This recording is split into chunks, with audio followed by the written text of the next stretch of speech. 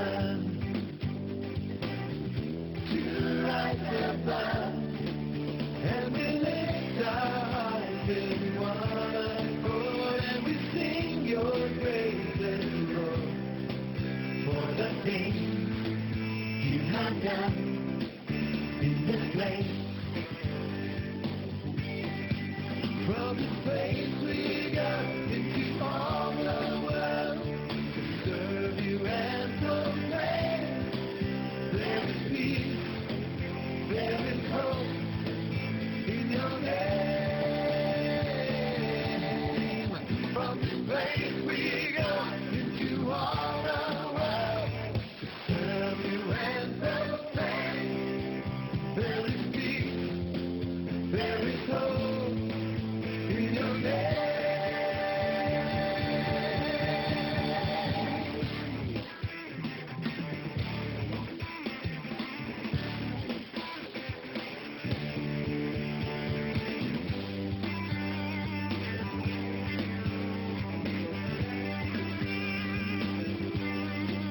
In this place we have heard your gentle voice. In this place we have learned to make a choice, and we lift our hearts in one accord, and we sing your praises, Lord, for the things you've done. You've done in this place, for the things you've done in this place, for the things you have done in this place.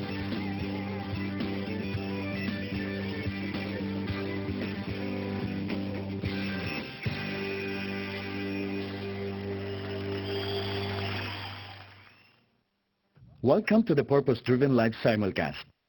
Kumusta po? Ako si Rick Warren, ang Senior Pastor ng Saddleback Valley Community Church sa Lake Forest, California. Maraming salamat sa inyo at sa inyong pastor sa pagsama niyo rito sa special simulcast na ito. Alam niyo po, ang Saddleback Church, kasama ang 12,000 pang mga iglesia mula sa iba't ibang bansa, katunayan 10 bansa, sa mahigit na kalahating milyong tao, ay nagpasimula nitong tinawag na 40 Days of Purpose. Isa itong espiritual na paglalakbay na naranasan ng aming iglesia para sa isang mas lalong makahulugang buhay sa kasaysayan ng aming iglesia. Malaking pagbabagong nagawa nito sa amin, maging sa daan-daan pang mga iglesia na naging kabahagi ng 40 Days Spiritual Journey na ito, ganito rin ang mga patotoo.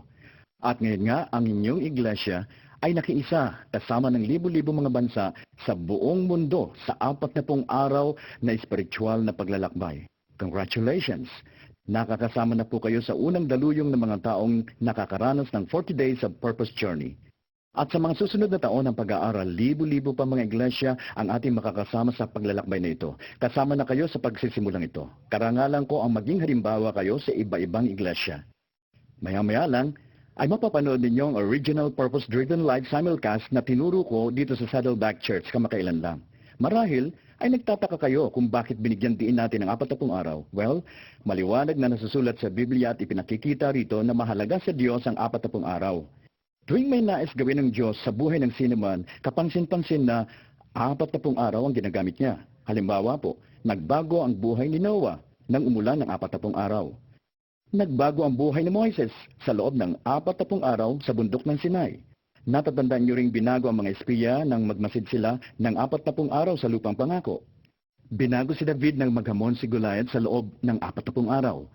Sa kasulatan ay nababasa natin ang mga halimbawa ng 40 araw. Nagbago ang buhay ni Elijah nang maging malakas siya sa loob ng 40 araw kahit isang beses lang siyang pinakain ng Diyos. Nagbago ang syudad ng Nineveh nang bigyan sila ng Diyos ng 40 araw para magsisi.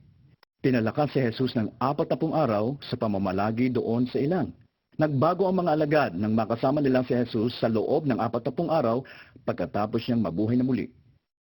Buong puso kong naniniwala, ang susunod na 40 araw ay magpapabago sa iyong buhay. Tinitiyak ko yan. Dahil pag-aaralan natin ang 5 layunin ng Diyos sa paglikha sa iyo. Sasagutin ang mahalagang katanungin ng buhay, bakit ako isinilang dito sa mundo? Kailangan kong sabihin na ang simulcast na ito na inyo pong mapapanood ay para bang nasa dulo lang ng iceberg. Nasa pinakaumpisa pa lang tayo. Binibigyan ko lamang kayo ng overview sa pag-aaralan po natin. Ang layunin ko sa seryeng ito ay para ihanda kayo sa serye ng mga pag-aaralan natin at nang masuri ninyo ang mga detalye sa 40 araw. May 3 bahagi nga pala ang pag-aaral na ito para matulungan kayo sa inyong spiritual na buhay. Una, ang pastor mo ay magbibigay ng 7 mensahe tungkol sa mga layunin ng Diyos sa inyong buhay. Kaya nga ipinapayo ko, ipanalangin ninyo ang inyong pastor habang ibinabahagi ang mensahe. At sikapin nyo ring pumunta roon sa 40 araw. Ikalawa, ang Sunday School o maliit na grupo mo ay mag-aaral ng mga aralin tungkol sa 5 layunin ng Diyos sa buhay mo na aming inihanda sa pag-aaral. Ikatlo, araw-araw sa susunod na 40 araw ay magbabasa ka ng isang kabanata mula sa pangdevosyonal na aklat na The Purpose-Driven Life.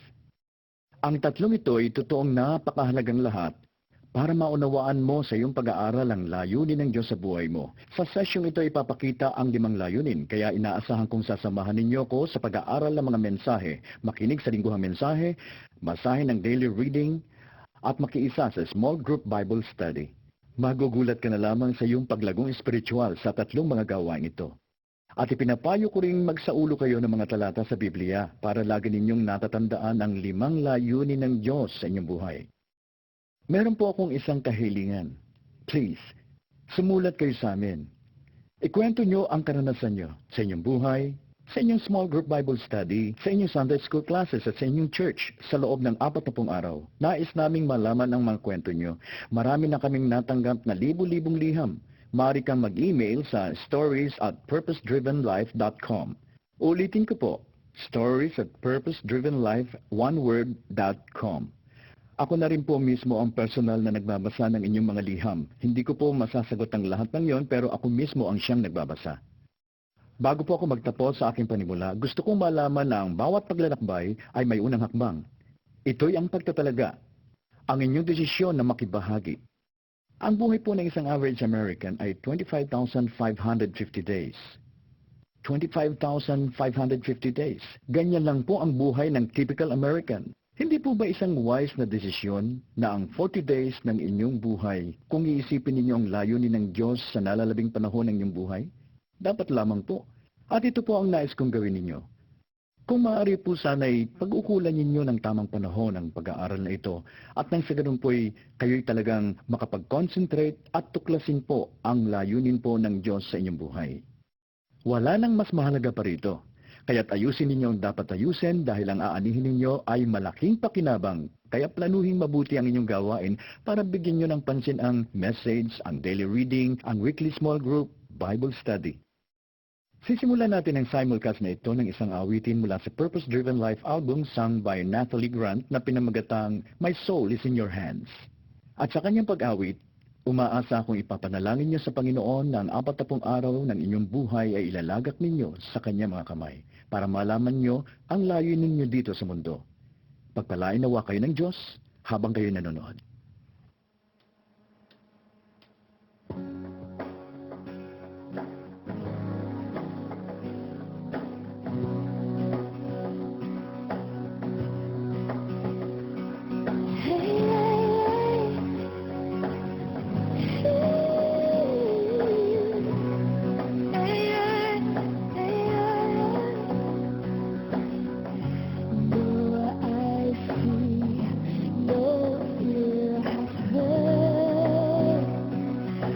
God has prepared for all those who leave their old world behind to follow Him.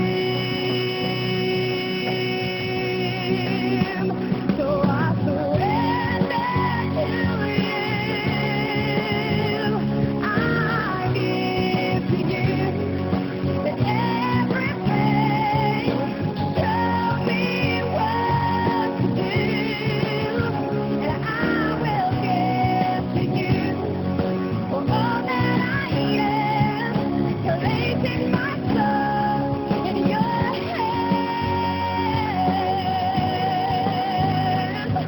Hey, yeah, yeah, yeah.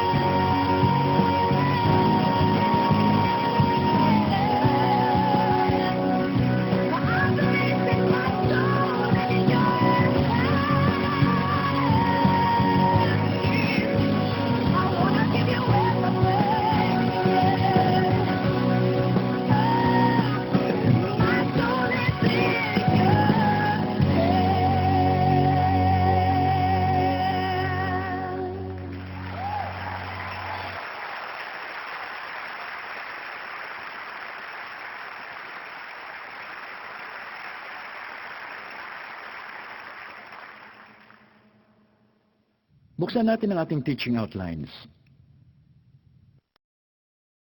Ang pinakapangunahing katanungan na pwede mong itanong ay, bakit ako narito sa mundo?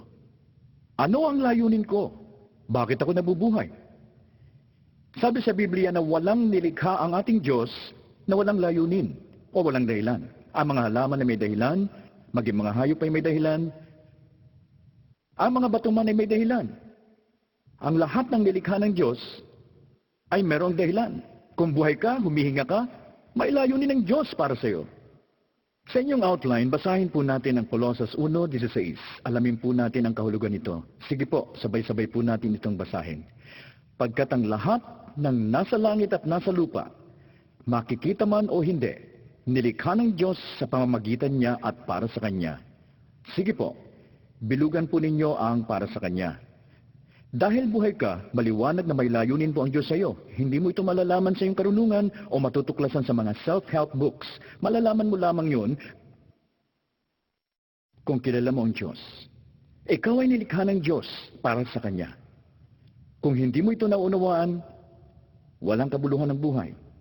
Sabi sa Biblia, ginawa ng Diyos ang lahat ng may layunin. May 5 dahilan kung bakit nilikha ka ng Diyos. Unang dahilan, pinlano ka sa Kanyang kasiyahan. Pinlano ka sa Kanyang kasiyahan. Ayon sa Pahayag 4:11, ikaw ang lumalang sa lahat ng bagay, ayon sa iyong kagustuhan sila'y nilalang mo at pinanatili. Sinabi sa awit 149, si Yahweh ay nagagalak sa Kanyang hirang. Ilan po may mga anak na? Taas ang kamay. Natutuwa po ba kayong pagmasdan ng inyong mga anak? Siyempre naman, madalas. At sa tingin ko, ganun din po ang Diyos. Alam nyo, kung may maliliit kang anak, hindi kailangan may gawin silang kakaiba para matuwa ka sa kanila. Naalala ko nga noong maliliit pa ang mga anak ko. Pag natutulog sila, enjoy akong tingnan sila. Pag nakikita ko ang dibdib nilang taas, baba, nalilimutan ko ang lahat ng problema sa aking buhay. Makita ko silang payapang natutulog, nag-uumapaw na ang galak sa aking puso. At kanyan din ang ating Ama sa langit. Galak na galak siyang pagmasdan tayo. Di kailangan may ginagawa ng espiritual na bagay. Nasisihan lang siyang makita ang kanyang nilikha. Pinlano ka sa kanyang kasiyahan. Ang sabi sa Biblia, ang Diyos ay pag-ibig. Hindi may pag-ibig, kundi siya ay pag-ibig. Mabuti ang pag-ibig, pero kailangan may pinag-uukulan ito. Sabihin man natin punong-puno ako ng pag-ibig pero wala naman akong pinag-uukulan nito, kahit na tao, hayop o anuman, wala din itong kabuluhan. Ang sabi sa Biblia, nilikha ang tao upang ibigin siya. Unang dahilan, bakit ka naging tao? Nilikha ka para mahalin niya. Pwedeng di ka lalangin ng Diyos, bakit siya malulungkot? Siya'y pag-ibig at nakaugnay sa kanyang sarili, sa Diyos Ama, sa Diyos Anak, at sa Espiritu Santo. Hindi siya nalulungkot, di niya tayo kailangan. Pero pinili niyang likhain tayo para mahalin niya. Pinili niya tayong lalangin para sa kanyang kasiyahan. Kilalang kilala niya tayo. Mahal na mahal. Nais niyang kilalanin natin siya at ibigin natin siya. Hindi po tayo maitutulad sa mga hayop dahil ang katotohanan ay kawangis natin siya. Ibig sabihin, binigyan ng Diyos ang tao ng kakayahan upang makilala siya. Ang makipag-ugnayan sa Kanya, ang magkaroon ng tamang relasyon na tanging sa atin lamang niya ipinagkaloob. Ito ang kakayahang ibinigay niya sa atin ng mahalin ng Diyos. Nagbibigay ito ng kasiyahan sa Diyos. Sinasabi po rito sa Hosea 6:6, sige po basahin po natin. Katapatan ang nais ko, hindi hain. Nais ko ang iyong pag-ibig. Nais kong makilala mo ako. Marugdog na pag-ibig ng Diyos. Sinasabi po niya, ang mahalaga sa akin ay ang makilala mo ko at ibigin. Bilugan po ang mga salitang makilala at ibigin. Sapagkat ang mga ito po, ang una pong layunin ng iyong buhay kung bakit ka nabubuhay. Ang makilala at ibigin ng Diyos. Nagbibigay kasiyahan ito sa Kanya.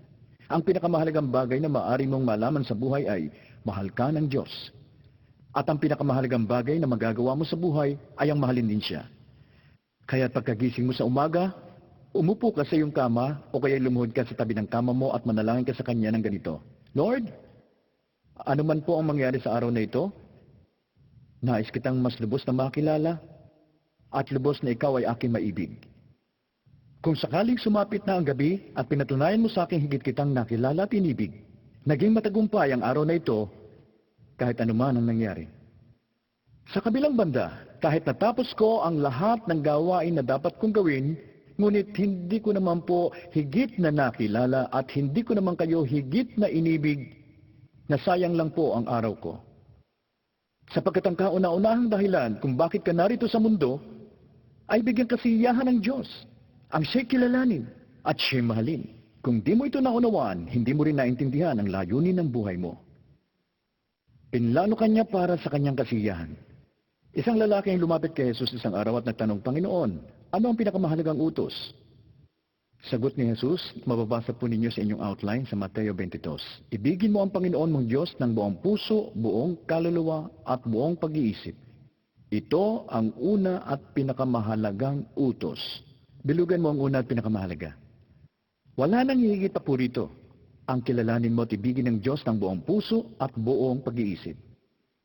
May salita pong ginamit dito sa Biblia para pagbibigay kasiyahan, pagkilala, pagmamahal at pagkakaroon ng kaugnayan sa Diyos. At ang salitang ito na ginamit sa Biblia ay ang pagsamba. Pagsamba. Sa tuwing binibigyan mo siya ng kasiyahan, ikaw ay sumasamba sa Kanya. Ang una mong layunin sa buhay ay sambahin at makilala siya. Dito sa 40 araw na may layunin, mahalagang tingnan po natin ang iba't ibang paraan ng pagsamba sa Diyos.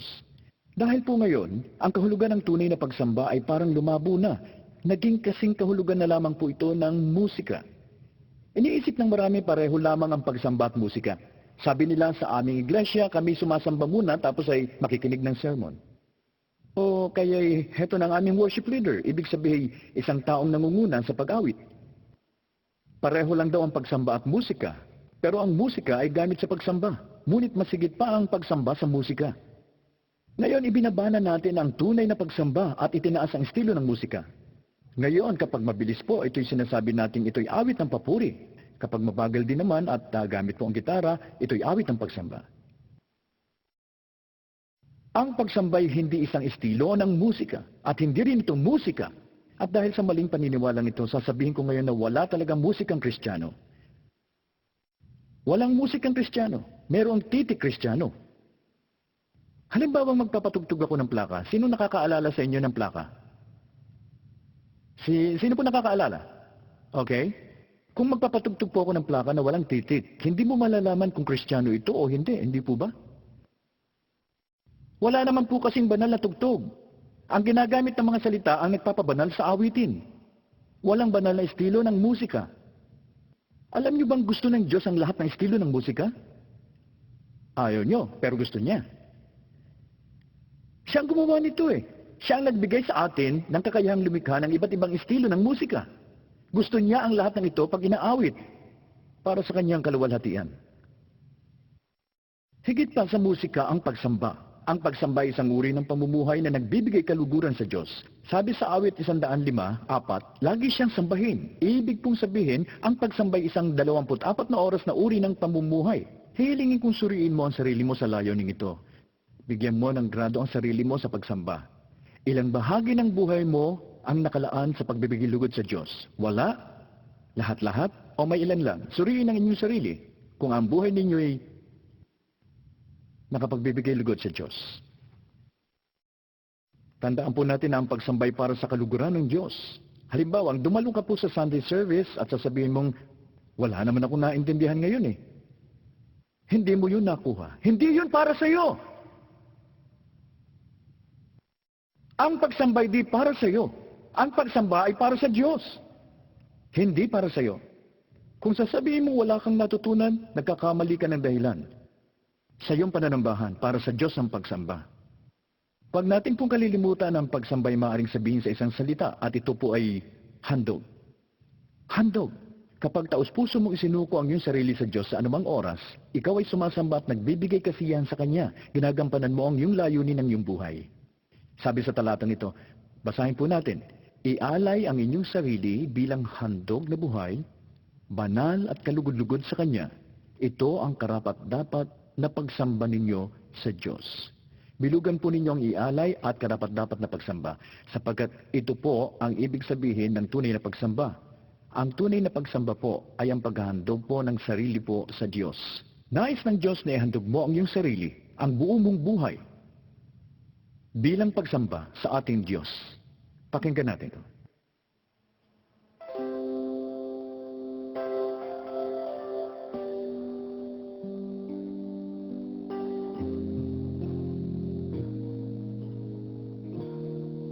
Lord, you searched me and you know me. You know when I sit and when I rise. You know my thoughts from far away. There's nothing hidden from your eyes. Before I was born, you saw me. Your love wrote the pages of my destiny. In everything I do, I will worship you. I was created to. These hands that you have made are instruments of praise.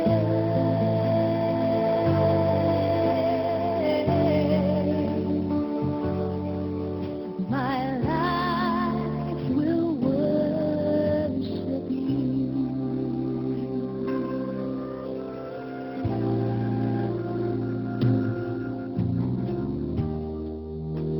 Sing over me with joy. Make my life bring you pleasure. I'll show my love for you with the gifts you've given me. Oh, Lord, you are my treasure. Life does not belong to me.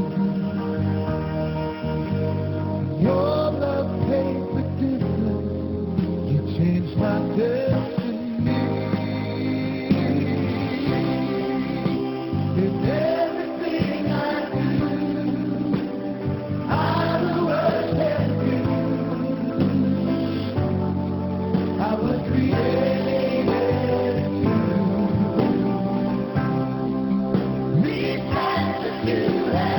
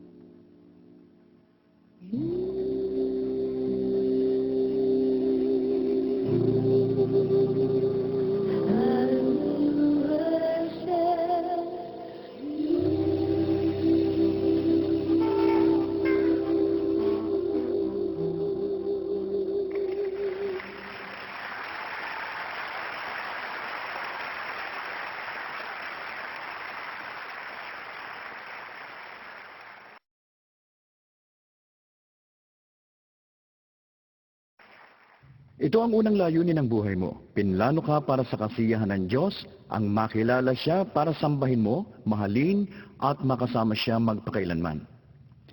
Ito naman po ang ikalawang layunin ng Diyos sa buhay mo. Nilikha ka para sa pamilya ng Diyos. Nilikha ka para sa pamilya ng Diyos. Sinasabi po sa Biblia, sa aklat ng Efeso, Kabanatang 1, Talatang 5. Sige po, basahin po natin.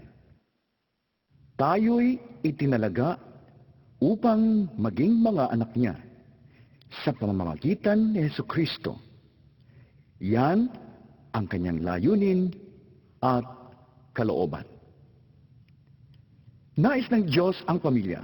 Hindi siya nalulungkot, ngunit nais niya magkaroon ng pamilya. Ito ang dahilan kaya ka nga nilikha, binigyan ng buhay ng Diyos dahil nais niyang mapabilang ka sa kanyang pamilya. Pag naunawaan mo ito, hindi mo na mamaliitin pa ang iyong sarili kailanman. Kapag naunawaan mo na iniligtas ka ng Diyos upang mahalin, gawing bahagi ng kanyang pamilya at ikaw ay kanyang kalingain magpakailanman, paano ka pa mag-aalinlangan sa iyong kahalagahan? Nilikha ka para sa pamilya ng Diyos. Hindi para sa pamilya mo ngayon, para sa pamilya ng Diyos. Ang totoo, mas nagtatagal ang spiritual na pamilya kaysa sa pisikal na pamilya. Ang iglesia ng Diyos na magtatagal, magpakailan-kailan paman. Meron pong magandang sinasabi ang aklat ng Hebreo, Kabanatang 2, Talatang 11. Tignan niyo po sa inyong outline. Sige po. Si Jesus ang nagpapabanal sa kanila, kaya't hindi niya ikinahihiyang tawagin silang mga kapatid. Si Jesucristo po ay hindi kakailanman ikinahihiyang tawagin kanyang kapatid. Kaibigan, nalalaman niyo bang ang buhay Kristiyano ay masigit pa sa paniniwala? Kasama rin dito ang pagiging kabahagi ng isang pamilya. Ikaw ay bahagi ng pamilya. Nang maging mananampalataya ka, naging bahagi ka na rin ng pamilya ng Diyos. Sabi sa Biblia na hindi ka lang para sa Diyos. Bahagi ka din ng iba pang mananampalataya sa pamilya niya. Sige nga po, sabihin niyo sa inyong katabi na, I belong to you. I belong to you.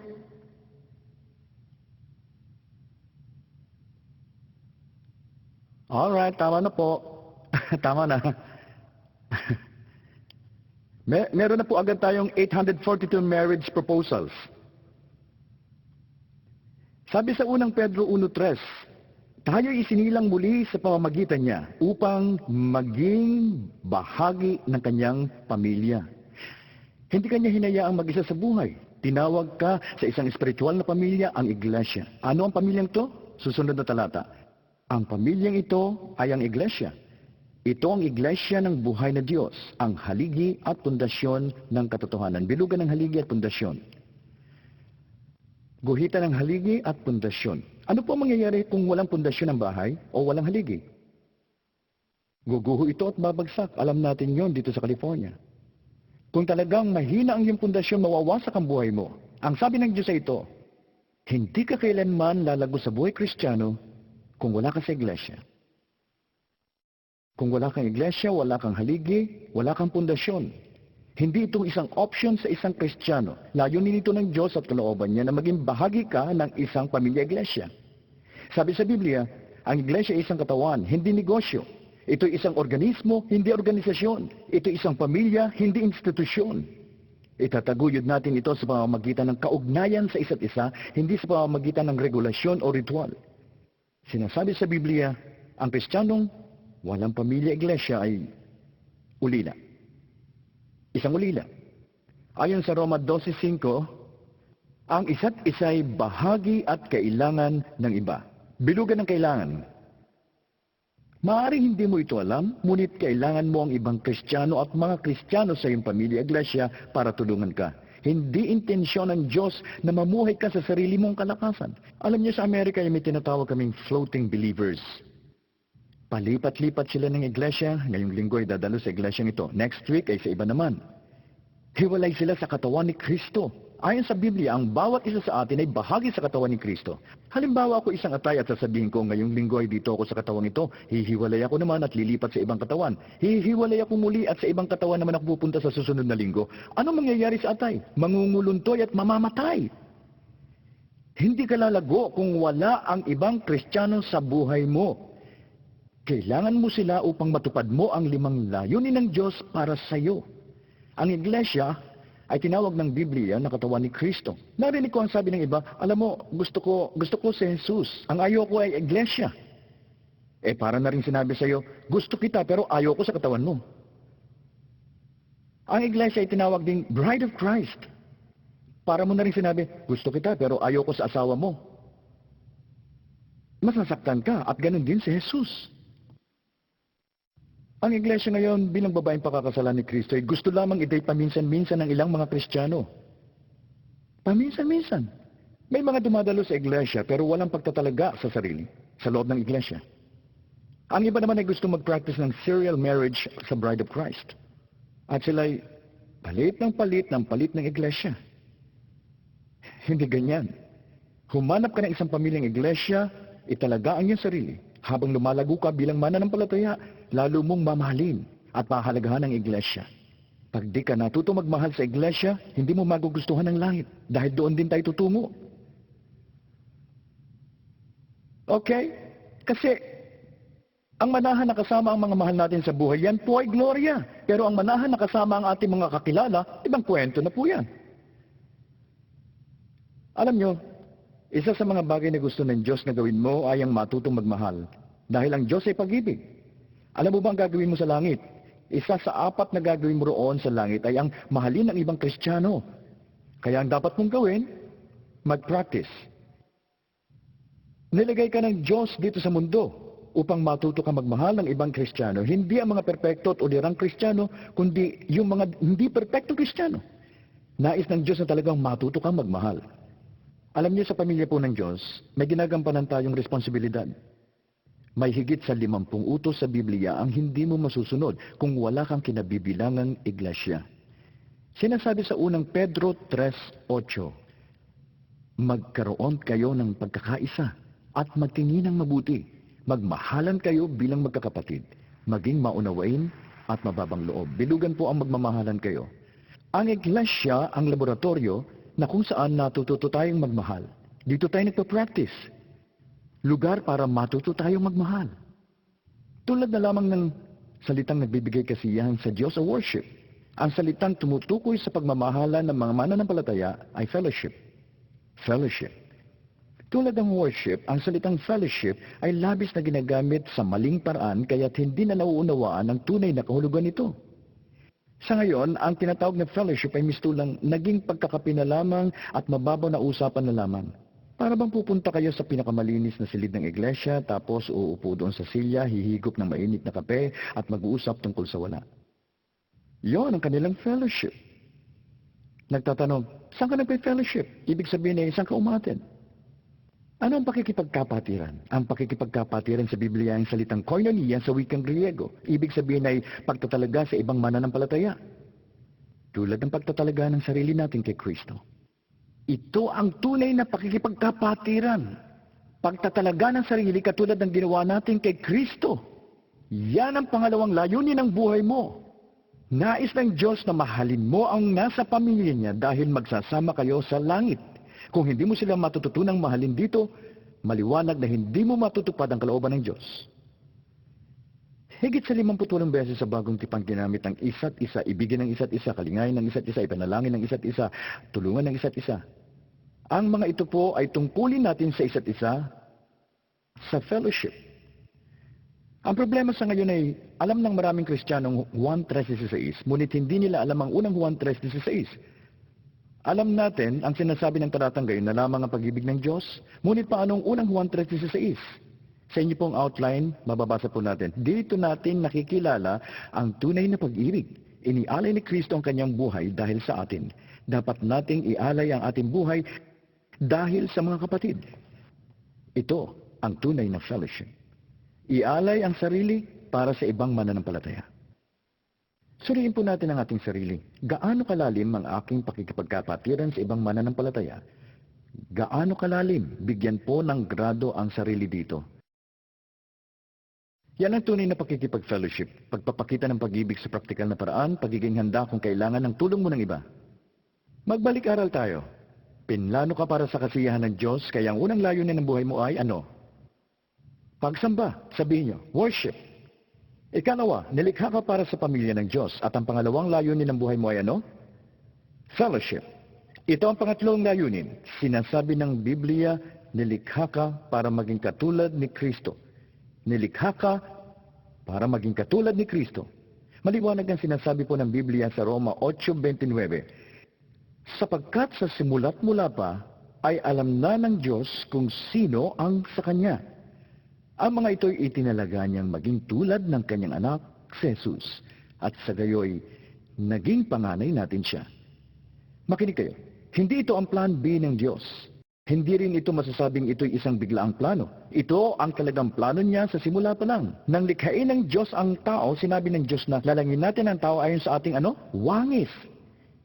Simula pa lang ng paglikha, nais ng Diyos na likhain tayong kalarawan niya. Makinig kayo, nais kong linawin ito. Hindi sinabi na nais kanyang gawing Diyos kahit kailan na hindi ka maaaring maging Diyos. Okay? Hindi ka maaaring maging Diyos. Maliwanag yan. Si Satanas ang nagsabi niyan, maaari kang maging Diyos. Yan ang unang tukso. Hindi nais ng Diyos na gawin kang Diyos. Nais kanyang gawin maka-Diyos. Nais niyang mapasa iyo ang kanyang mga katangian. Pinahalagahan ito, ipinamumuhay ito, mapasa iyo ang pag-uugali ng kanyang anak na si Jesus. Nais ng Diyos na pahalagahan mo ang pinahalagahan niya, mag-isip ka, gumawa ka at magmahal ang tulad niya. Nais niyang gawin kang maka-Diyos. Ang sabi sa Biblia, nagtitiwala kami kay Jesus at nalalaman namin ang plano niya sa paglikha. Tandaan po ninyo ito, mas mahalaga sa Diyos kung sino ka sa harapan niya at sa iyong buhay. Hindi ang iyong gawa. Maraming nag-aalala sa sinong aking pakakasalan, ano ang dapat na trabaho ko, saan ako titira. Alam nyo, ang mga ito ay mga pampangalawang issue lamang sa buhay ng tao. Maaaring iba't iba ang kasagutan sa mga katanungan ito na pawang nasa kalooban pa rin ng Diyos. Mas interesado siya sa iyong pagkatao at sa iyong buhay kaysa sa trabaho o ginagawa mo. Bakit? Dahil pag namatay ka, hindi mo yan madadala doon sa langit. Ngunit dadalhin mo ang iyong karakter. Ang madadala mo lamang ay ang iyong karakter. Nais ng Diyos na lumago ang iyong pagkatao habang nasa daigdig ka. Yan ang pangatlong layunin ng buhay mo. Nais niyang lumago ang karakter mo at maging katulad ka ni Jesucristo. Ayon sa Filipos 2:5. Sabayan niyo akong basahin. Magpakababa kayo tulad ni Kristo Jesus. Kaibigan, kapag naunawaan mo na ang tunay na layunin ng Diyos na maging katulad ka ni Jesucristo, magkakaroon na ng saysayang iyong buhay. Siguro ang pinakamahirap na tanong sa akin bilang pastor ay, bakit kaya nangyayari ito sa akin? Tayo'y nagtatanong, bakit? Bakit nangyayari ito sa akin? Heto ang dahilan. Nais ng Diyos na maging katulad ka ni Jesus. Ang hangarin niya hindi ang kaginhawahan mo, ang hangarin niya ay ang paglago ng iyong karakter. Mas mahalaga sa kanya ang iyong pagkatao kaysa sa kaginhawahan mo. Sabi sa 2 Korinto 3:18 na siyang Espiritu ang bumabago sa ating anyo upang lalong maging maningning hanggang maging mistulang larawan niya. Ito ang hangarin niya. Ang pangatlong layunin niya sa iyo ay magbago ang iyong karakter at maging katulad ka ni Jesucristo. May pantawag sa paraang ito ng pagiging katulad ni Jesus. Ang tawag po rito ay discipleship. Discipleship. O ang makatulad ni Jesucristo. Yan po ang ikatlong layunin ng buhay mo. Paano ito ginagawa ng Diyos? Paano niya tayo ginagawang katulad ni Jesucristo? Ginagawa niya ito sa maraming paraan. At dito sa ating 40 araw ng layunin, pag-aaralan natin ang mga kaparaan ng ginagawa ng Diyos. Ginagamit niya ang banal na Espiritu, ang Biblia, ang ibang tao, maging ang tukso'y ginagamit din niya. Nagulat ba kayo? At pati na rin po yung gulo. At problema sa buhay, tignan po natin ang susunod na talata. Ang bahagya at panandali ang kapighati ang dinaranas ko ngayon ay magbubunga ng kaligayahang walang hanggan at walang katulad. Bawat problema sa buhay, may layunin.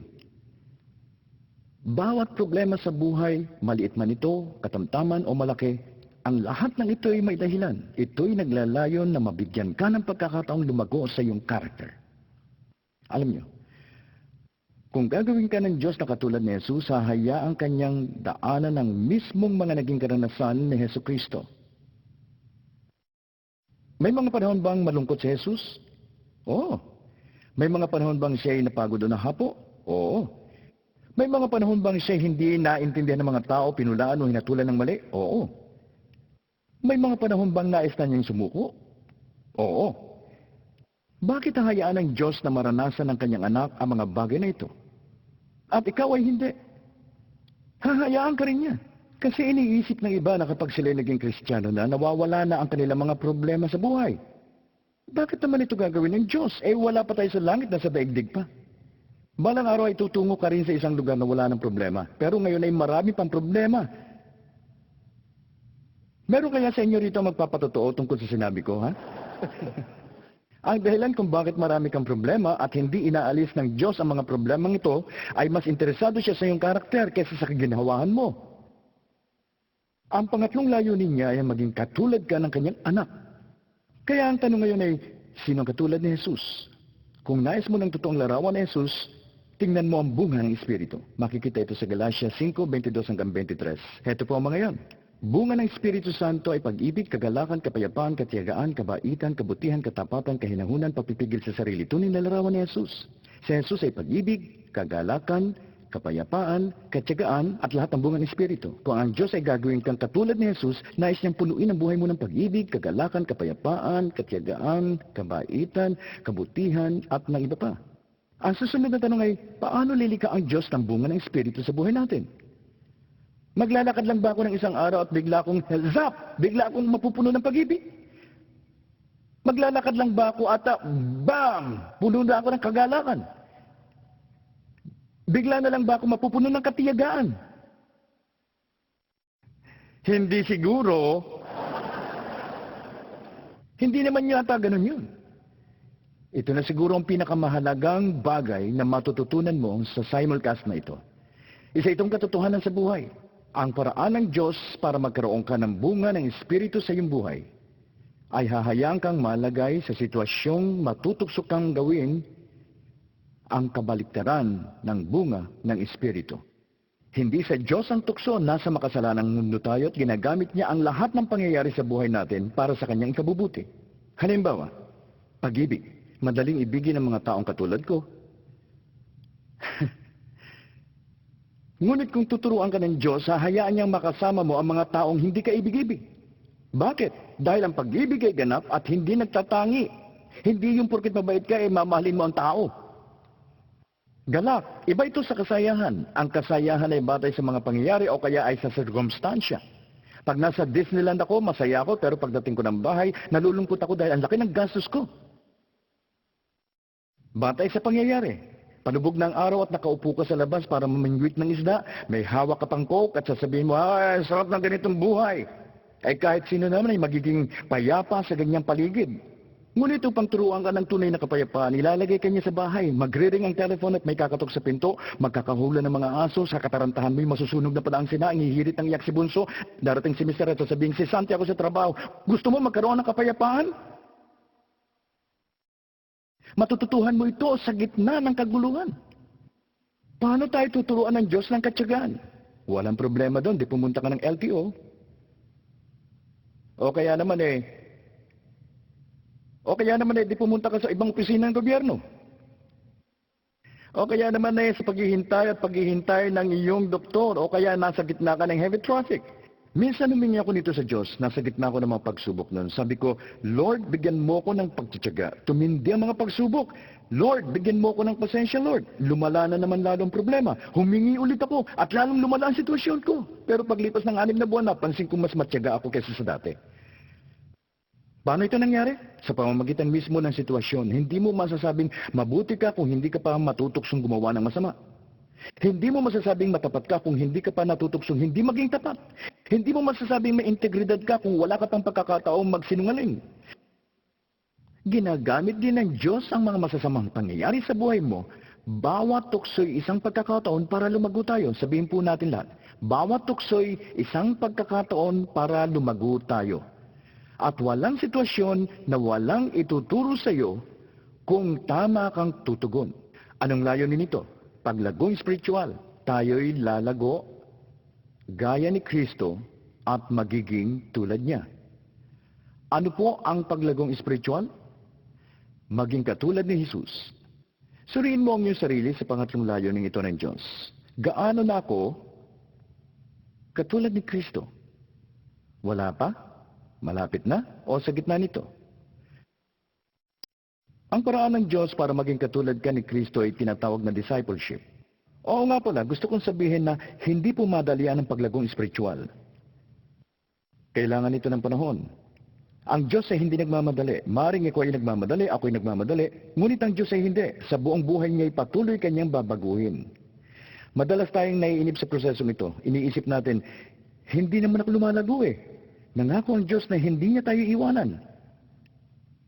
Kaya huwag ka rin susuko. Sabi dito sa Filipos 1:6, tinitiyak ko sa inyong ang mabuting gawa na pinasimulan sa inyo ng Diyos ay kanyang lulubusin hanggang sa araw ng pagbabalik ni Kristo. Tatapusin ng Diyos ang kanyang sinimulan. Kapag nalulungkot ka at naiisip mong, hindi naman ako lumalago eh. Tandaan kahit hindi mangyari ang nais mo, hindi ka na katulad ng dati. Salamat sa Diyos. Salamat sa Diyos at hindi na ako katulad ng dati. Ang totoo, kapag nalulungkot ka o pinanghihinaan ng loob sa buhay Kristiyano, manood ka ng bautismo. Gustong-gusto kong manood nito at madalas akong napapaluha. Sa Saddleback Church sa loob ng 7 taon ay 9,200 believers na ang nabautismohan namin. Natutuwa akong panoorin sila. Dahil pag ginagawa ko ito ay nagpapaalala ito sa akin ng kapangyarihan ng Diyos na baguhin ng mga tao. Nagpapaalala ito sa akin ng pagkilos niya sa buhay ko. Nagpapaalala ito sa akin na hindi na ako katulad ng dati.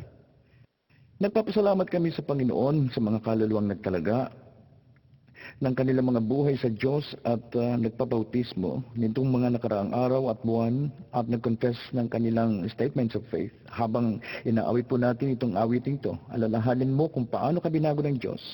Iba ka na ngayon. Hindi ka na katulad ng dati. I will never be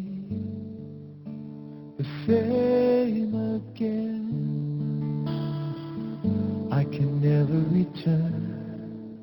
I'll close the door. I will walk the path. I'll run the race, and I will never be the same again. I will never be the same again.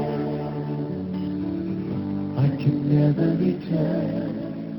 I've closed the door. I will walk the path.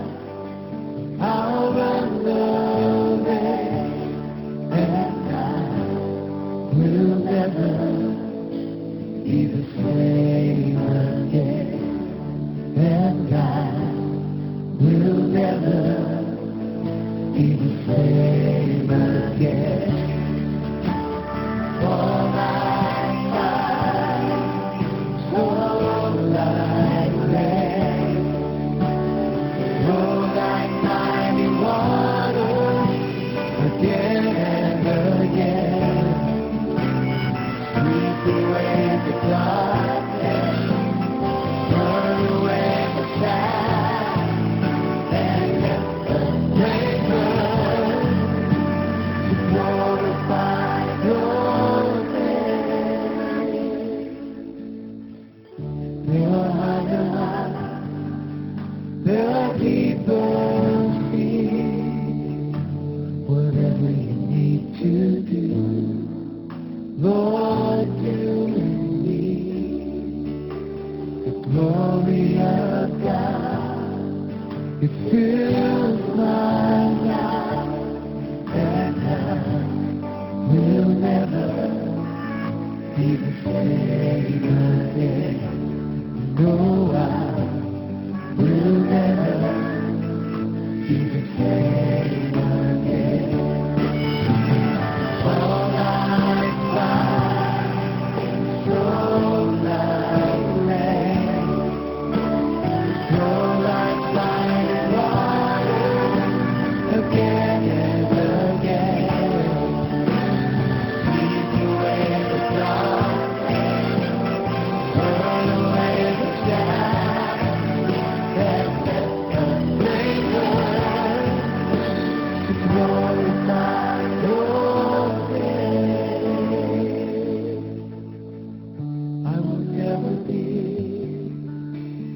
same again.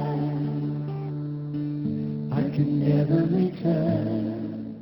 I close the door. I will walk the path. I'll run the race, and I will never be the same again. And I will never be the same again. No, I will never be the same again.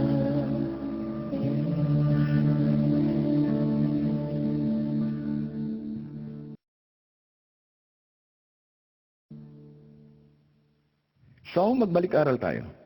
Una, pinlano ka para sa kasiyahan ng Diyos. Kaya ang unang layunin ng buhay mo ay worship. Ikalawa, nilikha ka para sa pamilya ng Diyos. Ang pangalawang layunin ng buhay mo ay fellowship sa kapwa-believers at ibigin sila. Ikatlo, nilikha ka para maging katulad ni Kristo. Ang pangatlong layunin ng buhay mo ay discipleship. Ikaapat, sinasabi ng Biblia na hinubog ka para maglingkod sa Diyos. Hinubog ka para maglingkod sa Diyos. May bukod tanging papel ka na gagampanan sa katawan ni Kristo sa kanyang iglesia. Muli ay mababasa po natin ito sa Efeso 2:10. Tayo'y kanyang nilalang sa pamamagitan ni Kristo upang gumawa ng mabuti na itinalaga ng Diyos para sa atin. Bilugan ng gumawa ng mabuti. Plinano ng Diyos na gagawa ka ng mabuti habang ikaw ay narito sa lupa. Plinano ng Diyos na gagawa ka ng mabuti habang ikaw ay narito sa lupa. Ang isang pantawag sa paggawa ng mabuti ay ang ministeryo o gawain. Maliwanag na sinasabi ng Biblia na nilikha ka upang maglingkod, hinubog ka upang maglingkod, niligtas ka upang maglingkod, tinawag ka upang maglingkod, binigyan ka ng kaloob at itinalaga upang makapaglingkod sa Diyos. Sabi sa Biblia, ang bawat Kristiyano ay manggagawa. Hindi lahat ng Kristiyano ay pastor, ngunit ang bawat isa ay manggagawa. Sa Biblia, ang salitang ginamit sa paglilingkod o manggagawa ay isa. Kaya't ang lingkod ay isang manggagawa at ang manggagawa isang lingkod. Ayon din sa Biblia, iisang salita rin ang ginamit sa gawain o ministeryo. Magkapareho ang gawain ng ministeryo. Ano ba ang ministeryo? Sa oras na ginamit mo ang iyong talento, kakayahan at kaloob upang ibahagi si Kristo sa iba, ang tawag dito ay ministry. Ang ministry ay kapag minahal mo ang iyong kapwa katulad sa iyong sarili. Sinasabi ng Biblia na namumukod tangi kang hinubog ng Diyos para sa iyong gawain habang ikaw ay narito sa lupa. Sinasabi sa awit 139:13, anumang aking sangkap, ikaw ang lumikha, hinugis mo ko sa tiyan ng aking ina. Sa ating 40 araw na layunin, tutulungan ka namin tuklasin ang iyong shape o hubog upang makapaglingkod ka sa Diyos. May 5 bagay tayong pag-aaralan dito. Pwede mong isulat ang SHAPE. Ang S ay para sa spiritual gift. Nang matanggap mo ang Panginoon, binigyan ka ng Diyos ng mga kakayahang wala sa iyo nang hindi ka pa isang mananampalataya. Nakalista ang mga ito sa Biblia. Tulad ng pagtuturo, pangunguna, paglilingkod, at marami pang uri ng kaloobang makikita mo sa Biblia na ibinigay sa iyo ng Diyos upang makagawa ka ng mahusay. Ang H ay para sa heart. Ano ang gustong-gusto mong gawin? Yan ang masidhing ninanais o hilig mo. Bawat isa sa atin ay may katangi-tanging pintig ng puso, tulad din ng katangi-tanging tatak ng ating lalaki, mata, palad at talampakan. Alam niyo po, bawat tao ay may kanya-kanyang tibok ng puso. Walang tibok na magkakapare-pareho. Gayon din naman, iba't iba rin po ang ating mga emotional heartbeat. May mga bagay na talagang kumukuha ng iyong pansin at meron namang baliwala sa iyo. May mga bagay na nagpapasigla sa iyo, nabubuhayan ka at lumalakas at binibigyan ka ng dahilang mabuhay. May mga bagay naman na sa iyo nagpapaantok. Baliwala lang sila sa iyo. Bakit ganun? Binibigyan tayo ng Diyos ng iba't ibang mga naisin, ng iba't ibang puso. Lahat tayo gustong gumawa ng iba't ibang bagay. Lahat tayo iba't iba ang interes, kaya't nagagawa ang lahat ng kailangan gawin. Eh kung pare-pareho ang gagawin ng bawat isa, parang pagkain, nakakasawa. Adobo sa umaga, adobo sa gabi, adobo bukas. Kaya iba-iba ang puso ang binigay ng Diyos sa atin. May mga Christians na nagsasabing ating kalingain ang paligid natin. Alam kong mahalaga ang ating kapaligiran, pero hindi ganyan kasidi ang nararamdaman ko. Meron naman nagsasabing iba na mali ang abortion, dapat itigil yan. Sagot naman ng ibang Kristiyano, oo, tama yan, mahalagang sagipin ang mga sanggol, pero hindi ako ganoong kapassionate dyan. Wika naman ng iba, gustong-gusto kong magpatotoo kay Kristo at abutin ang marami para sa Kanya. Sabi ng ilan, ang nais ng puso ko'y tulungan lumago ang mga bagong mananampalataya. Bakit binigyan tayo ng Diyos ng kanya-kanyang tibok ng puso para magawa lahat ng gawain? Ang A ay para sa abilities. Ang mga ito'y ibinigay sa inyo ng isilang ka. Ang iba sa inyo ay mahusay magsalita, ang iba naman ay mahusay sa mga bilang, meron din namang malapit sa mga tao, at meron din hindi. Ang iba sa inyo ay mahusay sa teorya, ang iba ay magaling sa praktikal. Ang iba sa inyo ay mahusay sa mga pangkamay o mechanical na gawain. Ang iba naman ay iba't iba ang kanilang nalalaman. Iba't iba ang pagkakahubog ng Diyos sa atin. Minsan nga ay masyado natin binibigyang diin ng mga spiritual na kaloob. Napapabayaan ng mga likas na kakayahan. Ang likas na kakayahan po ay kasing spiritual din ng yung spiritual na kaloob. Eh kanino ba nang galing? Hindi ba sa Diyos? Halimbawa, sa computers, ang kakayahan ng isang computer genius. Okay, hindi ito spiritual na kaloob. Ngunit kailangan ba natin ang taong ganito sa iglesia? Talagang kailangan. Alam mo ba na hindi spiritual na kaloob ang musika? Natural na kakayahan po ito. Kung magaling ka umawit, meron ka na nito nung ipanganak pa. Kasing spiritual ito ng spiritual na kaloob at kailangan sa katawan ito ni Kristo. Iba't iba ang ating mga kakayahan. Ang P ay para sa personality. Iba't iba ang pagkakahubog sa atin dahil nais ng Diyos ng pagkakaiba-iba. Nakukuha niyo ba? Alam mo bang sa mundo'y mahigit pa sa 60,000 iba't ibang uri ng Beatles? John, Paul, Ringo, George? Iniisip mo, tama.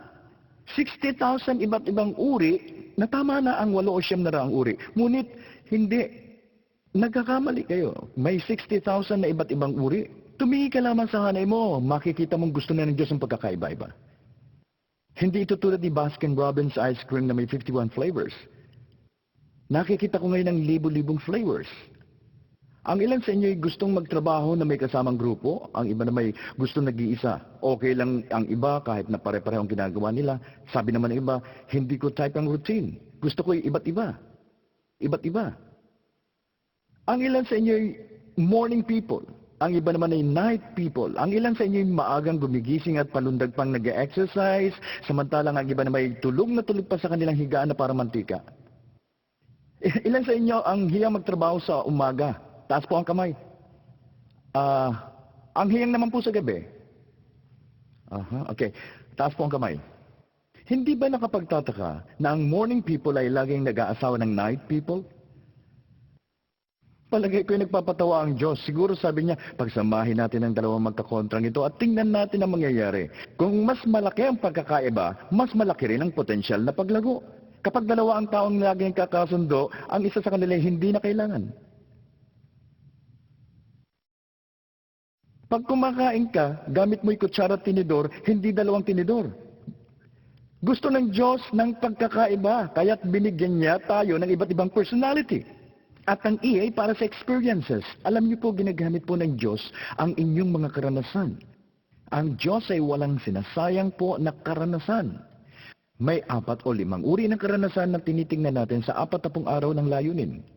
Ginagamit ng Diyos ang karanasan mo sa pag-aaral upang hubugin ka. Ginagamit niya ang karanasan mo sa pamilya upang hubugin ka. Ginagamit niya ang mga karanasan mo sa paggawa, mga trabaho mo. Ginagamit niya ang mga karanasang spiritual mo upang hubugin ka. At ang mahalaga sa lahat, ginagamit niya ang masasakit na karanasan mo sa buhay. Wala siyang sinasayang na karanasan natin sa pagkabigo. Wala po. Ang tanging bagay sa buhay na lubha mong ikinahihiya, ang bagay na ikinasasama ng loob mo, ang karanasan na sana hindi na nangyari.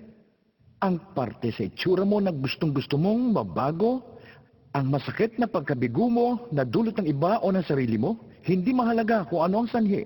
Ang bagay na ito na labis mong kinahihiya at gustong ibaon mo sa limot, ito mismo ito mismo ang gagawin ng Diyos na mahalagang ministeryo mo. Ito mismo ang gagamitin ng Diyos para sa iyong ministeryo. Ngunit hindi niya ito magagamit kung hindi ka magsasalita tungkol dito. Maging totoo ka. Bakit? Sapagkat hindi tayo lumalago sa ating kalakasan, kundi mula sa ating mga kahinaan. Pag mga kalakasan natin ang ating sinishare, mahusay ka talaga dyan, congratulations, hindi ako magiging katulad mo. Sa kabilang dako, pag isinyer mo ang iyong karanasan sa pagkabigo at hirap, sasabihin nila, kung ginamit ka ng Diyos, gagamitin din niya ako. Nagpapalakas ito ng loob. Sinong higit na makakatulong sa isang magulang ng anak na may espesyal na pangangailangan, Down syndrome, kundi ang isang magulang na may ganito ring anak? At sino ang higit na makakaalalay sa isang may asawang nararanasan ang sakit ng paghihiwalay, kundi ang isang nakaranas na rin ito? At sino ang higit na makakatulong sa taong inaalipin ng bisyo, kundi ang nakaranas na rin ito? At sino makakatulong sa taong minolestya o pinagsamantalahan, kundi ang nakaranas na rin ng ganito? Hindi sinasayang ng Diyos sa mga pagkabigo natin at kirot sa buhay. Gagamitin niya ang mga ito para sa ministeryo. Kung magiging matapang ka, magpapakatotoo at magiging tapat. Kahit ang mga mahahabding karanasan ay ginagamit niya upang hubogin ka sa isang layunin. Nilagay ka dito sa lupa upang gumawa ng kontribusyon at gawing mas mainam ang lugar na ito. Nabubuhay ka hindi lamang para kumain, huminga, gumamit ng likas na yaman dito. Sabi sa 1 Pedro 4:10, bilang mabubuting katiwala ng iba't ibang kaloob ng Diyos, gamitin ninyo sa kapakinabangan ng lahat ang katangiang tinanggap ng bawat isa. Hindi niya sinabing gamitin mo ang mga ito para makilala, yumaman ka o maging tanyag.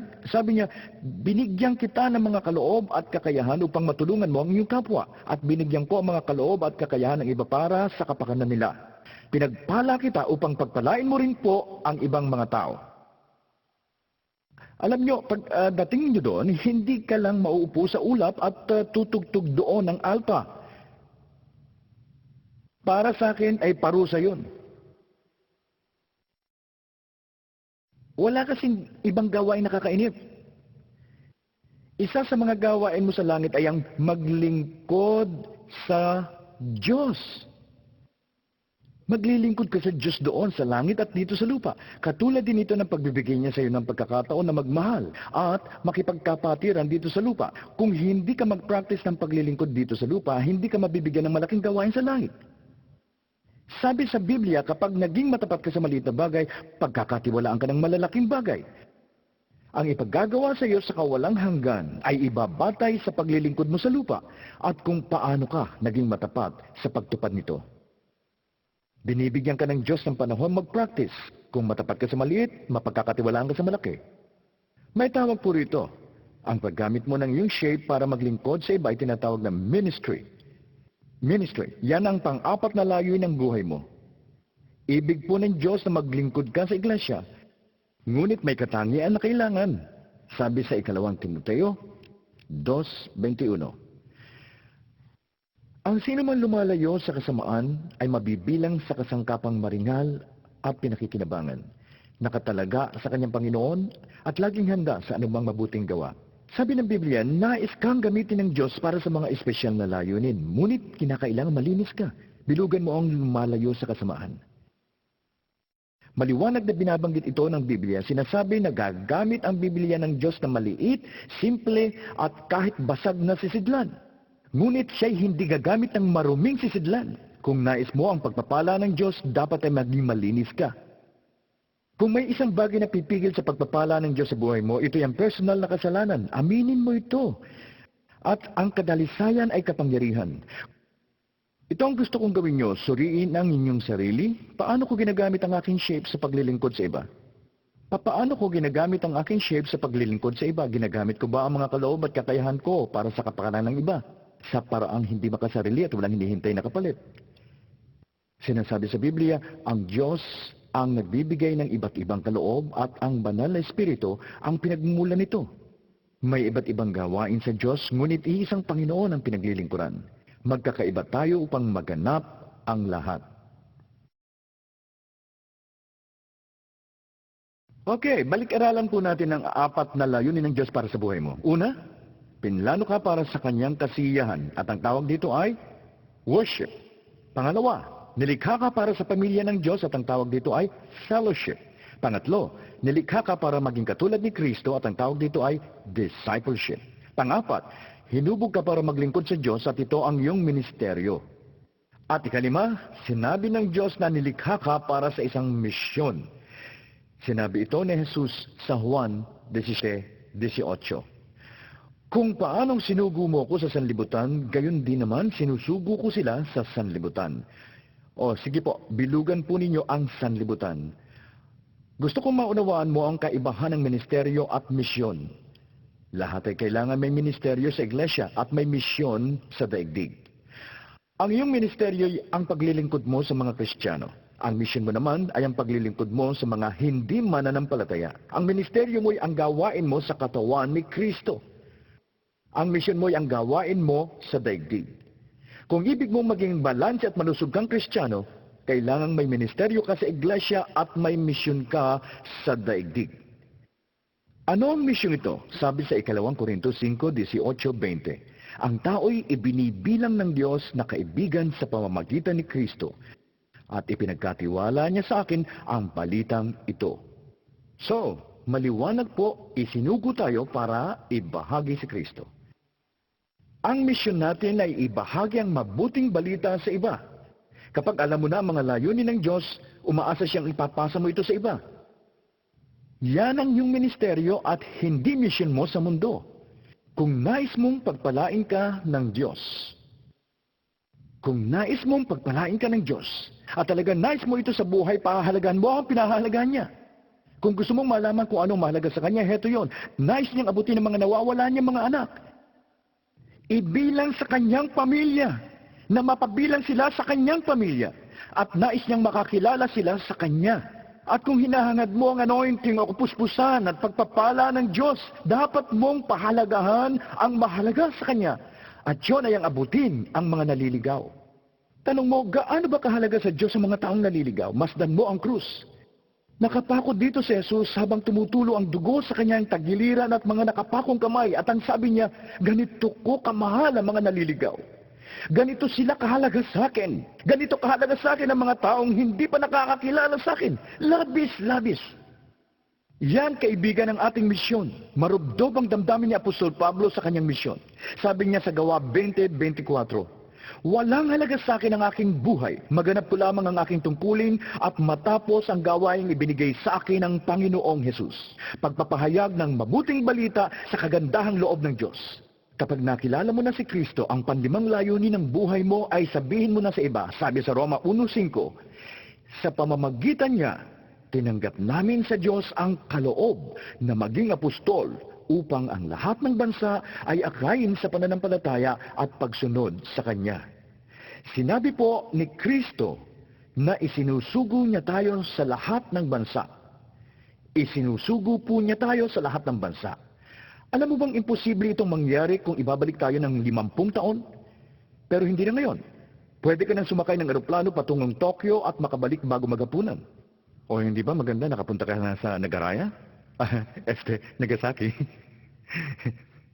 Actually, ngayon ay pwede mo nang puntahan ng kahit saang lugar sa mundo. Kahit na saan, wala na imposible. Pumunta ka lang sa travel agent. Posible nang pumunta at manatili sa isang lugar sa loob ng 1 linggo at umuwi pagkatapos. Hindi tulad nung araw na buwan ng paglalakbay ang kailangan para lang magkaroon ka ng misyon. May tawag po rito. Ang paggampan sa iyong misyon sa daigdig ay evangelism o pagpapatotoo. Lumabo na ang kahulugan ng salitang ito at mali na ang paggamit ngayon. Marami ang ayaw sa salitang ito. May isang bagay na parehong ayaw ng mga Kristiyano at di Kristiyano. Ayaw nila ng evangelism. Ayaw nila dahil hindi nila ito naiintindihan. Ang evangelism, ang salitang Griego para sa mabuting balita. Ibig sabihin ay mabuting balita. At ang pagbabahagi nito, nais ng Diyos na marinig nating lahat ang mabuting balita. Paminsan-minsan nakakarinig ako ng ganito, hindi ba malaki ang iglesia natin? Hindi ba malaki ang iglesia natin? Hindi tayo lumalaki para sa ating kapakanan.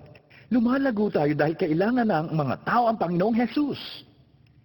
Hindi tayo lumalago para magkaroon lang ng malaking iglesia. Lumalago tayo dahil kailangang marinig ng lahat ng mabuting balita. Hanggat may isa pang tao sa kapitbahayan o community sa lugar na dinadaanan mo patungong iglesia na di pa nakakakilala kay Jesus, kailangan ay magpatuloy kayong lumago.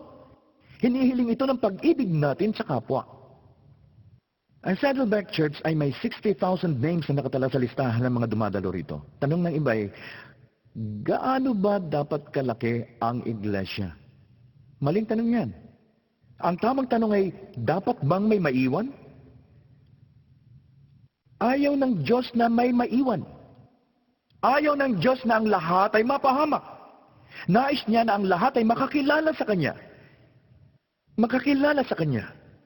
Ang iglesia na nagsasabing hindi na namin kailangang lumago ay para bang sinasabi nila sa komunidad na pwede na silang pumunta sa impyerno. Kailangan ng hindi makasariling tao upang lumago ang iglesia. Mga taong mapagkawang gawa. Yung mga nagsasabing mas marami pa ang tao ang nais nilang makapunta sa langit kaysa unahin ang sarili nilang kapakanan. Mga taong halos hindi na makapagpahinga, meron lang maipagkaloob na kaluluwa kay Kristo. Kailangan natin magmahal dahil mapagmahal ang Diyos. Sabi po rito sa Colosas 4:5, maging matalino sa pagbabahagi ng mabuting balita. Ginagawa mo ba ito? Suriin mo ang sarili mo. Gaano kadalas kong ibinabahagi ang mabuting balita sa iba? Hindi? Sa lahat ng oras? Paminsan-minsan? Pinahahalagahan mo ba ang mahalaga sa Diyos? Alam nyo, ang aking amay, isang lalaki may misyon. 50 taon siyang nagpastor at namatay sa cancer 2 taon na nakakalipas. Noong huling linggo niya, nahibang siya sa cancer at halos gising araw at gabi. 24 na oras. Magdamag. Nagsasalita siya ng malakas na parang nananagip. Marami kang natutunan tungkol sa isang tao sa pakikinig lang sa kanyang mga mithiin. Habang nakaupo ko sa tabi niya, hindi ko siya narinig na magbanggit man lamang tungkol sa pagsisilbi niya bilang bayani sa South Pacific noong pangalawang digmaang pandaigdig. Wala rin siyang sinabi tungkol sa pamimingwit na hilig niya. Wala rin siyang binanggit tungkol sa mga aklat na nabasa o sa mga pelikulang napanood niya. Binanggit niya ang pinakamahalaga sa kanya. Kahit ang ama ko'y laging pastor ng maliit na iglesia, mahilig siyang gumawa ng mga bagay. Naging isa siyang karpintero. Dinala niya ang mga grupo ng voluntaryo sa iba't ibang panig ng mundo at nagtayo ng higit sa 150 gusaling pang iglesia. Para sa akin ang buhay niya isang martilyo, isang Biblia at pangbingwit. Yan po ang masasabi ko tungkol sa kanya. At nung huling sandali ng kanyang buhay ay sinabi pa niya, tiyakin mong madala ang grupong yan sa kanila. Iligay niyo yung beam, dalhin niyo ang mga tabla doon, at mag-ingat kayo sa pag-ayos ng mga kawad at makamakuryente kayo. Umuwi kayo para mananghalian. Binanggit niya ang mga paglalakbay nila sa iba't ibang dako ng mundo upang magtayo ng mga gusaling pang-iglesia. 2 araw bago siya namatay ay nakaupo ang asawa ko si Kay, ang aking pamangking si Alisa, at ako sa tabi ng kanyang kama. Bigla siyang nabagabag at gustong tumayo sa kanyang pagkakahiga. Napakahina na niya at payat na payat. Sabi po ni Kay sa kanya, hindi na ninyo kayang tumayo, humiga na kayong muli. Ngunit lalo siya nagpupumilit tumayo, nagpupumilit na tumayo. Ayaw niya makinig, malubha ang kanyang karamdaman. Humiga ka na lang. Mayroon kang karamdaman. Pero nagpupumilit siya hanggang sa sinabi ni Kay sa kanya, anong gusto niyo? Sabi niya, magligtas ng isa pa para kay Jesus. Magligtas ng isa pa para kay Jesus.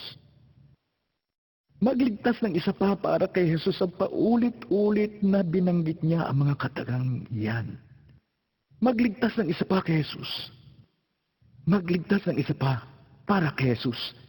Siguro may 100 beses niyang inulit-ulit ang mga katagang yan. Magligtas ng isa pa. Magligtas ng isa pa para kay Jesus. Nakaupo ako noon sa tabi ng kama niya. Yumuko ako habang tumutulo ang luhat nagpapasalamat sa Diyos para sa buhay ng aking ama. Bumangon siya, ipinatong niya ang kanyang kamay sa ulo ko na para siyang nagtatalaga at sinabing, magligtas ng isa pa para kay Jesus. Magligtas ng isa pa para kay Jesus. Mula noon ninais ko nang maging layunin ito ng buhay ko. Inaanyayahan kitang gawing tema din ito ng buhay mo. Dahil kung may alam kang mas mahalaga pa sa pagtulong sa mga tao na makapunta sa langit, kung may alam kang mas mahalaga pa sa pagdala sa kanila kay Kristo, tulungan silang maging katulad niya. Tulungan silang malaman ang bahagi nila para sa gawain at tulungan silang makita ang misyon nila sa mundong ito.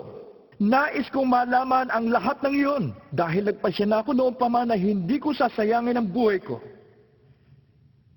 Wala nang higit pang mahalaga kaysa sa pagtupad nito at ng iba pang layunin ng Diyos. Wala nang higit pa sa pamanang ito. Meron bang makakapunta sa langit dahil sa iyo?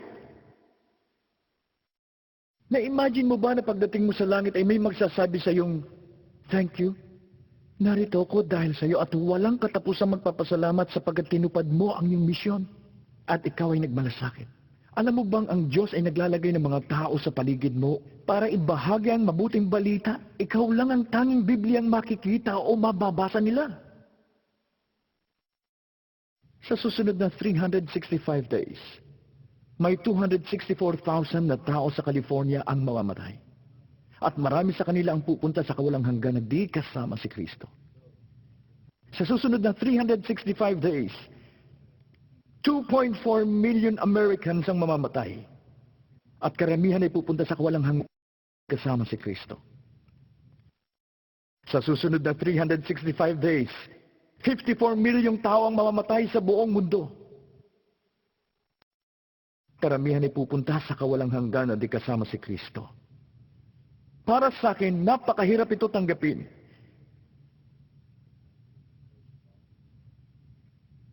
May makakapunta ba sa langit dahil sa iyo? Ang lahat ng mga layunin mahalaga. Lahat sila'y dapat mabalanse sa buhay Kristiyano upang lumago. Kung hindi mo isasama ang layunin ito, may mga taong dapat sanay nasa langit, pero wala doon. Hinahamon kita, magligtas ka para kay Jesus.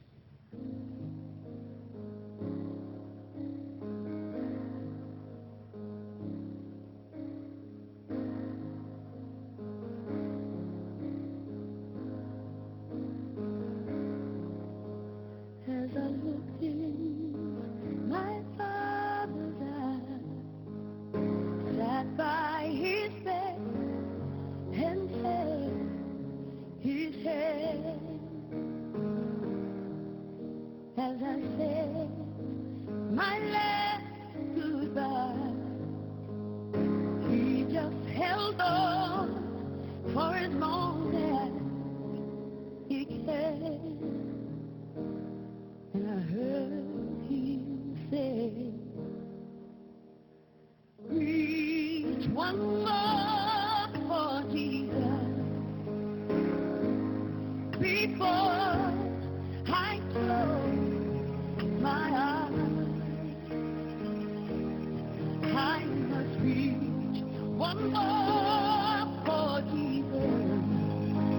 I won't let another day go by. That's what I'm living for. To reach one more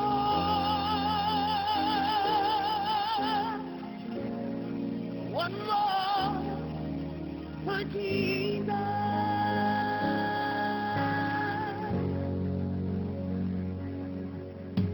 As I sat by my father's side, I laid down my head upon his bed,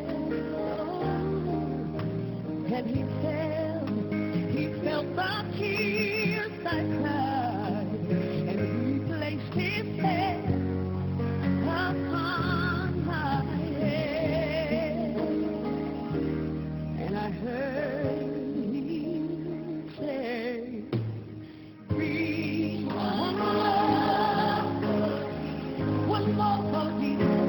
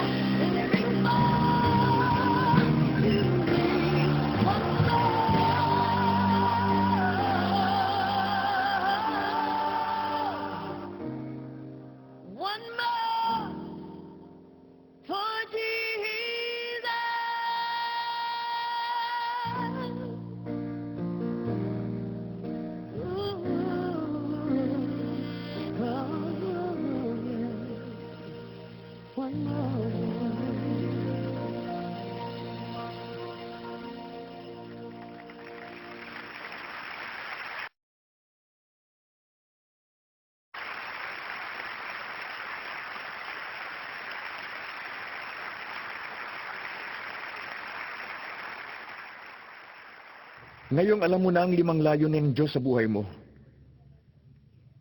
Paano mo patutok din ang iba pa sa halip ng mga ito? Magpapatuloy ka na bang mamuhay para sa iyong sarili at gagawin mo ang lahat ng gusto mong gawin sa iyong buhay? O sasabihin mong, Panginoon, nilikha mo ako, hinubog mo ako, ikaw ang lumalang sa akin. Utang ko sa iyo ang lahat. Mula ngayon, gagamitin ko ang buhay ko. Ang buong buhay ko para sa inyong layunin. Ito ang tanging tanong. Itatalaga mo ba ang iyong buhay sa pagtupad ng 5 layunin ng Diyos na nais niyang gawin mo sa iyong buhay? Hindi ito optional, kaibigan. Ito'y mga dahilan kung bakit ka nabubuhay. Napakaliit lang ang ibang layunin kung iyahambing dito. Sabi sa Biblia, nakikiusap ako. Nakikiusap ako. Huwag sayangin. Huwag sayangin ang alinmang magandang bagay na binigay ng Diyos. Si Apostol Pablo ay namuhay ng may layunin. Sabi niya, tumatakbo ako ng may layunin sa bawat takbang. Si David man namuhay ng may layunin. Sabi sa Aklat ng Mga Gawa 13:36, nang matupad ni David ang kalooban ng Diyos, siya ay namatay. Yan ang larawan ng isang buhay na naipamuhay ng lubos at ganap. Napakagandang iukit sa lapida na tinupad mo ang layunin ng Diyos sa iyong henerasyon. Saka ka namatay. Ba't gugustuhin mo pang manatili dito pagkatapos? Hindi pa talaga ito ang buhay. Pasimula lang ito ng kawalang hanggan. Ito lang ang preschool, ang mababang paaralan, ang paghahanda, ang dress rehearsal, ang unang ikot ng takbuhan. Maganda, hindi ba? Yan ang gusto kong sabihin ng mga tao pag namatay ako. Na natupad ko ang mga layunin ng Diyos sa aking henerasyon. Yan din ang gusto kong sabihin ng mga tao tungkol sa iyo pag namatay ka na. Na natupad mo ang mga layunin ng Diyos sa iyong henerasyon. Matutupad mo lang ang mga ito ngayon, hindi sa ibang henerasyon. Ipinanganak ka para sa panahon ngayon. Kaya merong 40 araw ng layunin. Humahanap ang Diyos ng mga taong gagamitin niya. Hindi aksidente ang pagkakadalo mo dito sa simulcast. Ilan libong taon bago ka ipanganak, alam na ng Diyos na makikinig ka sa akin ngayon. Nais niyang gamitin ka. Sinasabi ng Biblia sa 2 Kronika 16:9, minamasdan niya ang buong daigdig upang tulungan at aliwin ang lahat ng tapat sa Kanya. Nais mo ba ang maging ganito? Sasabihin, Panginoon, nais ko pong gawin ang mga layunin mo sa aking buhay. Nais kong gamitin mo ako. Namuhay si Jesus ng may layunin. Ito ang sinabi niya, niluwalhati kita dito sa lupa sa pamamagitan ng pagsunod sa iyong mga utos. Ang ibig sabihin ng lahat ng nakita mo'y para sa kaluwalhatian ng Diyos. Ang lahat ay nilikha para sa kaluwalhatian niya at ikaw ay nilikha para sa kanyang kaluwalhatian. Paano ka magbibigay luwalhati sa Diyos? Tulad ni Jesus, sa pagtupad sa lahat ng sinabi ng Diyos. Pinlano ka para sa kanyang kasiyahan. Nilikha ka para sa kanyang pamilya. Nilikha ka para maging tulad ni Kristo.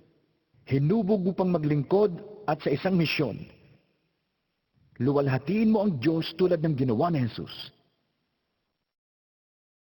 Sa susunod na 40 days dito sa Saddleback, ibabahagi ko kung paano ito magagawa.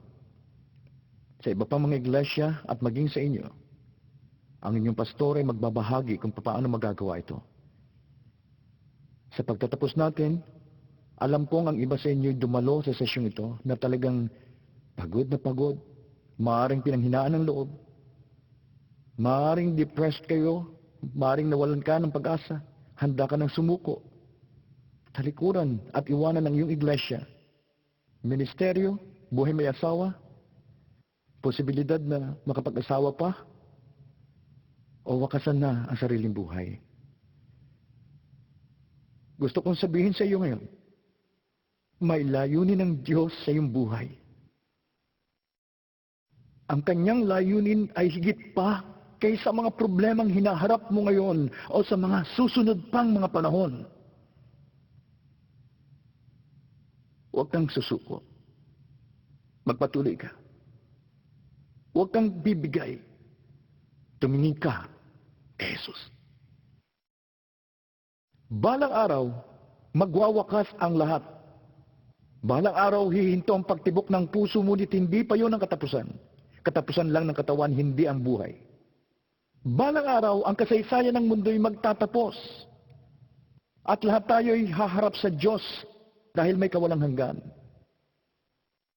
Isipin mo ito. Lahat tayo tatayo sa harap ng Diyos. At mag-aalay ng ating mga buhay ng may papurit pasasalamat kay Kristo. Mababasa sa pahayag 4:11.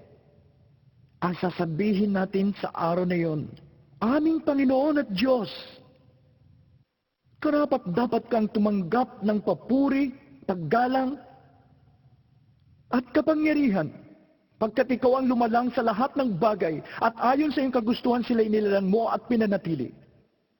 Pupurihin mo siya sa kanyang plano.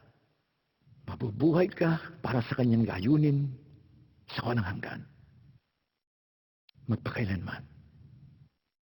Kaibigan, gamitin mo ang buhay mo sa paghahanda sa araw na iyon. Yumuko po tayo.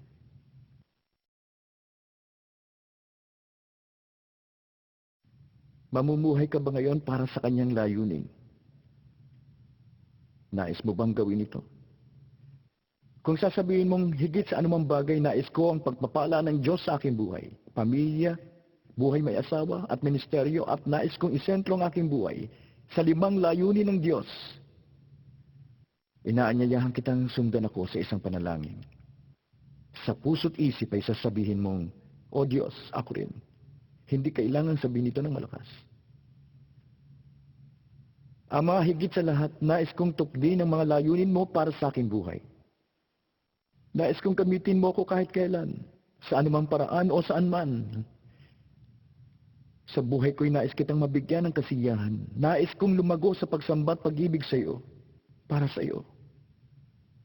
Nais ko na gamitin ninyo sa matibay na pakikipagkapatiran ng mga mananampalataya. Salamat sa pribilehyo na maging bahagi ako ng iyong pamilya, ang Iglesia.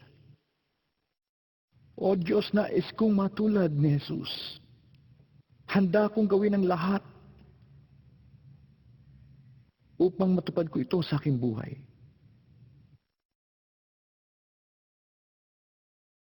Tulungan mo akong makabahagi sa ministry at magamit ang aking kakayahan sa pagtulong sa iba. Ama, nais kong gawin ang misyon sa aking buhay na ibinigay mo sa akin. Nadalhin ang mga tao sa iyo. Bigyan mo ko ng pasanin, lakas ng loob at pagmamahal sa mga taong hindi pa nakakakilala sa iyo. Nais kong sundin ang layunin mo sa aking henerasyon at maging kabahagi sa iyong gawain sa mundo. Nais kong maging bahagi sa iyong dakilang kilusan. Tulungan mo akong magligtas ng isa pa para kay Jesus. Gamitin mo ang susunod na 40 days ng aking buhay sa aking pamilya, maliit na grupo, klase at iglesia. Nais kong mabuhay sa mga bagay na nagtatagal, ang mga layunin mo para sa akin. At nais ko ring tulungan ang aking iglesia na tukdin ang mga layunin ito sa pangalan ni Jesus. Amen.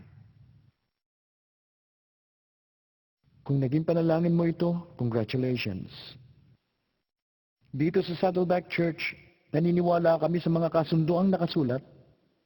May katotohanan kung ito'y nakasulat, kaya kayong nanonood ng simulcast, hinihiling kong ilabas ninyo ang 40 Days Purpose Commitment Card. Lahat kami dito sa Saddleback Church ay pipirma sa card na ito. Daang-daang libong tao mula sa 50 States of America at ibang bansa ay pipirma din nakasabay ninyo.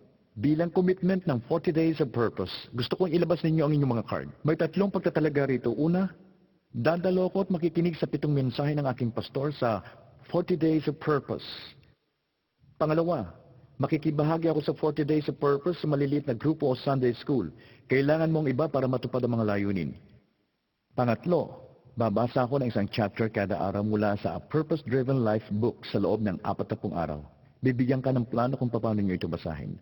Pirmahan mo na ang card ninyo at sa ilang sandali, pangungunahan tayo ng inyong pastor sa closing seminar na ito. Pagkatapos ng seminar ay kukunin na niya ang inyong mga card.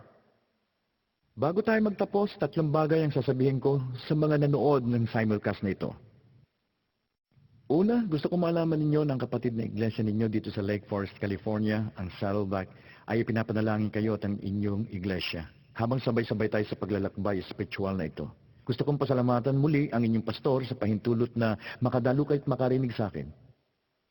Pangalawa, ang mga awiting narinig ninyo dito sa simulcast ay matatagpuan sa Purpose Driven Life album.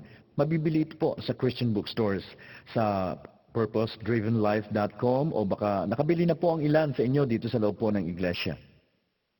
Pangatlo, makikiusap ako na ipadala ninyo sa amin ang inyong mga kwento. Sa susunod na 40 days, makakaranas tayo ng makapangyarihang pagkilos ng Diyos sa Amerika sa mga daang-daang libong iglesia nito.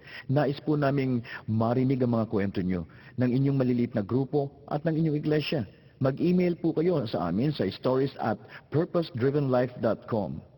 Ilalagay po namin ang ilang kwento sa aming website para magalak ang ibang iglesia sa ginawa ng Diyos sa inyo. Ipadalangin yung mga kwento. Nag-iisip kami ng paraan kung paano tayong lahat ay makapagdiriwang pagkaraan ng 40 days. Ngayon ay gusto kong ibalik ang service na ito sa inyong pastor. Nagpapasalamat ako sa pribilehiyong makapagsalita sa inyo sa pamamagitan ng satellite na ito. Gusto kong pasalamatan kayo sa inyong pakikinig. Pagpalain kayo ng Diyos sa pagkakaroon ng buhay na may layunin. Thank you.